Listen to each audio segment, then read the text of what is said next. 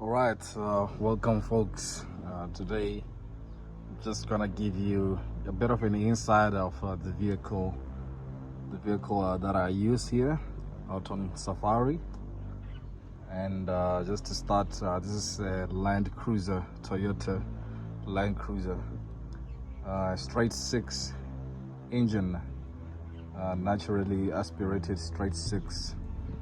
It's known as one of the hardest, robust engines you'd ever find. That's why they are commonly used throughout the African rugged terrain. This vehicle beats almost any place that you can put it on. A lot of endurance. I think this guy has like over 200,000. Yes, that's like over 200,000 kilometers on it, and could go even over to 500,000 miles, close to 1,000,000 maybe. So it's a very hardy engine. And today I just would like to start by showing you the 4x4, which is normally confuses people of what is the purpose of this large stick and the small one here. And to be honest, they are all vital and play a good role, because this is an off-road beast here. It's a lot of off-roading that we do out here in the bush, sometimes following animals or from season to season, and sometimes it's deep sand that we negotiate with. Crossing the water, the rainy season comes, a lot of water holes on the roads, muddy, all that you can think of. And that's why we all have to utilize this sticks here. You have to know which gear to select for which kind of terrain before you go into. And we'll start firstly with this one. This is just the manual shift stick, very common. Some will have the 6, 7R and other sporty cars, but it's just a base manual shift stick for this car. And the interesting one that we'll be focusing on will be this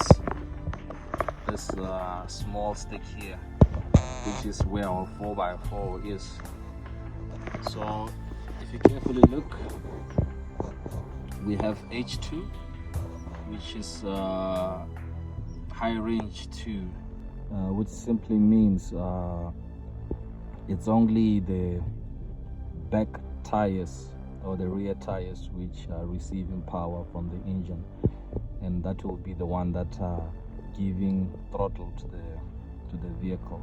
And if you want to go on 4x4 for all the wheels to have power from the engine, you simply shift it down like this. That's when you are now in high 4. And if you want to go for maximum power from the engine to the wheels, that's when we go L4, and we call it low range.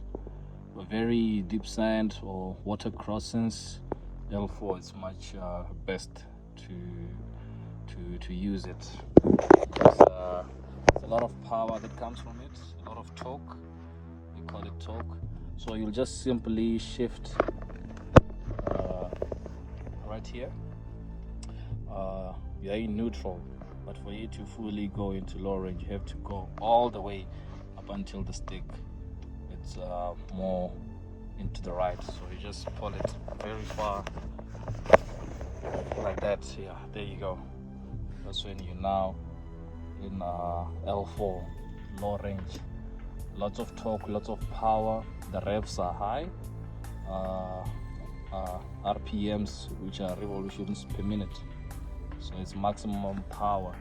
But be careful with the gear that you select when you are on low range, because if you go gear 1 on low range, then it will be too much power being transferred to the wheels. They will just spin in deep sand or in a muddy section, and then making things even worse So what you have to do is to go mostly in gear 2, because with the gear 2 then it's nice power to the wheels, and they are not spinning fast, hence not you getting stuck. Yeah, basically that is just it. And then suppose you now can't get out, and it's a very tough situation.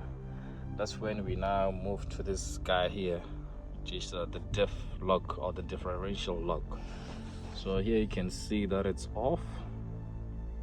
You can see that it's off, and if you press it like that and go rear, diff lock rear, we are basically telling the engine that all the back tires rotate to the same speed, because you know that sometimes you are on high 4 or low range, the differential will only send power to the wheel that needs more traction. So that means you'll find some of the wheels not spinning and some spinning. That's how the differential works. But if you tell it, I want all the back tires to spin at the same time, same speed, that's what the diff lock is used for. And if you go here, maximum power, now you are telling all the front and back wheels to rotate at the same time, at the same speed. That's the purpose of this. Yeah, but this is used in very tough, like this is the last option that you would go for in this type of vehicle. That's when it's a really tough situation, and for you to switch it off, just depress and then give it back to off up until you can read nicely there horizontally like that. And here there's a little button here. This is just the torque. You can play with the torque or increase the revs or lower them. And yeah, that is basically it. If you have any questions, additions, subtractions, you can let me know. Comments on some things that I might have missed, or if you need any further clarification. Yes, please don't forget to follow, subscribe, and tune in for more. Thank you.